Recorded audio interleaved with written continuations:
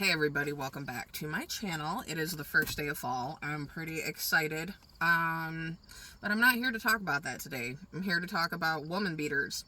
And, okay, so I don't even know where to start. I am working on a femicide video. Okay, I'm still working on it. It's actually a little bit more hard and complex than I thought it was going to be. There's so much information, and I gotta, like, condense it down into a short video. It'll probably be a 2-part video because I want to put them on TikTok. And unfortunately, YouTube and TikTok, they don't like certain words, and those videos won't get pushed out. And it's really unfortunate because domestic violence and femicide are epidemics all over the world. That's one thing I've learned. And developed countries like the United States and Japan's the highest. I don't know anything about Japan, so I won't be really covering their culture just because I don't know anything about it, and I'm not even going to try to say I do. But I do live in the United States of America, and I see domestic violence every single day. I've been through it myself. And I found that when I left one particular relationship, I lost all my friends. They all sided with him for some reason. I'm starting to learn, the more I talk about this, the more women are making excuses for these men.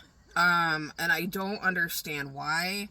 I don't know if it's something inside of them that they don't want to face, or if they just don't know how to face it. But I will say that it took me 20 years to make friends, okay? Because I lost all my friends, and it took me 20 years to trust anybody enough, and that took time. But I've lost my 2 best friends to their abusive husbands, and it sucks. It's like I finally found a circle, and it's been severed by woman beaters, okay? Straight up woman beaters. And I do kind of make little passive aggressive comments in my videos about it from time to time. But they know who they are. And I know what you are. And I don't think there's a cure. Me personally, I don't think that it's possible for these types of men to change. And that's something I want to actually study more, is why they can't change. I think it's something that's learned. And I have seen a lot of women in my life making excuses for these types of men and getting behind the men instead of the women, the victims. And I understand that, like, men can be victims too. And I've mentioned this in a video before. An acquaintance of mine here in town was murdered by his girlfriend. So domestic violence does happen to men too. And, he was such a nice guy. I knew him from the drop-off at the school, so I passed by him, like, every day. Just super, super pleasant guy. He had a really unique sense of fashion, kind of like dressed sort of like almost, I always said he looked like the Revolutionary War. He just had a very unique fashion sense. And this town lost a very good member of our community due to domestic violence. So it does happen to men. I don't think it's nearly as common. So I'm going to be diving into that topic a lot here coming up in the future because my circle of friends and my community have been directly affected by this. And I'm really sick of how many chances men are given. Like, for example, in Muskegon, Michigan, in the news this week, there was a man who purposely caused a car accident. He followed a girl on 131, followed her onto the street, and crashed into her car. And when she pulled over, thank God she pulled over at a gas station, she thought he wanted to exchange insurance information. And And he, in fact, sexually assaulted her. Physically and sexually assaulted her. He purposely crashed into her car so he could abduct her or whatever. This was his 4th offense, okay? He was on parole for, like, some heinous sexual crime from, like, the 90s or something.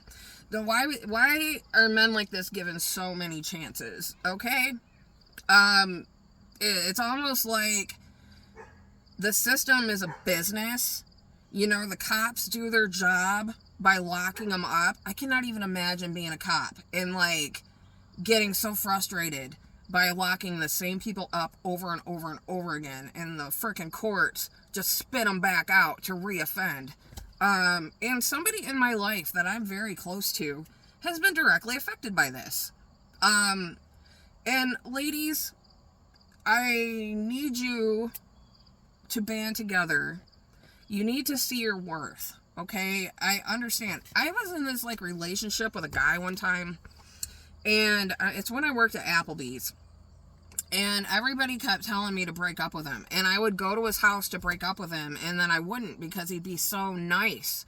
And it's like you forget that they are abusive there for a minute. And then they start doing it a little bit closer together. Like the honeymoon phase only lasts like a day or two, and then they will reoffend. Okay? There's just no doubt about it. I don't know the psychology behind it. I don't think those men can change because I haven't seen it. And there's this person in particular who has had all the help in the world. But where's my friend's help? There's been no help for her. Everybody's rallying around the abuser. And, you know, it kind of brings me, not to bring up Donald Trump again, but this is a good example. Because I voted for him twice, and I'm not voting for him this time. Because he has said some things that I don't like, but I've been looking into his inappropriate past behaviors with women. I don't think he has good boundaries with women. And women have been arguing with me and, like, defending him. And just, like, it's going above their heads that he's walked in on women changing.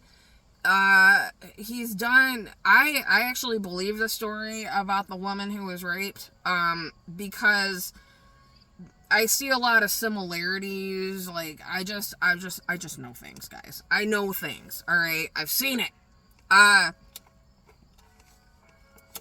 I'm kind of at a point in my life right now where I'm gonna speak out about it because I'm fucking sick of it.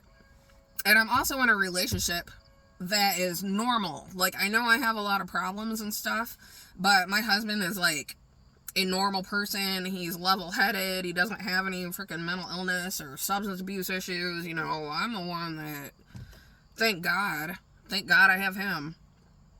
So I do feel like I'm in a safe place where I can talk about this stuff. Not necessarily, I do feel like my safety could be, you know, because I'm talking about dangerous people here. So, maybe I'll put a target on my back. I don't know. But, I think that's the reason why those kind of men are getting away with stuff like this. It's because people are scared. So, I mean, that's kind of like all I have right now. So, look forward to my, femicide video coming up. It is an epidemic in the United States, and now we have a possible future leader who I think will be good for the economy. I think that Donald Trump will make things better in a lot of ways, but he has no respect for women. And if he's our leader, what's that gonna mean for the men in society who abuse and keep getting away with it? And I don't hear Kamala talking about it. I don't hear nobody talking about it. And ladies, Rahab from the Bible, she wasn't scared of anybody. And that story really taught me that, you know what, I'm not going to be afraid of anybody either. So you all just get ready, okay? I'll talk to you later. Bye.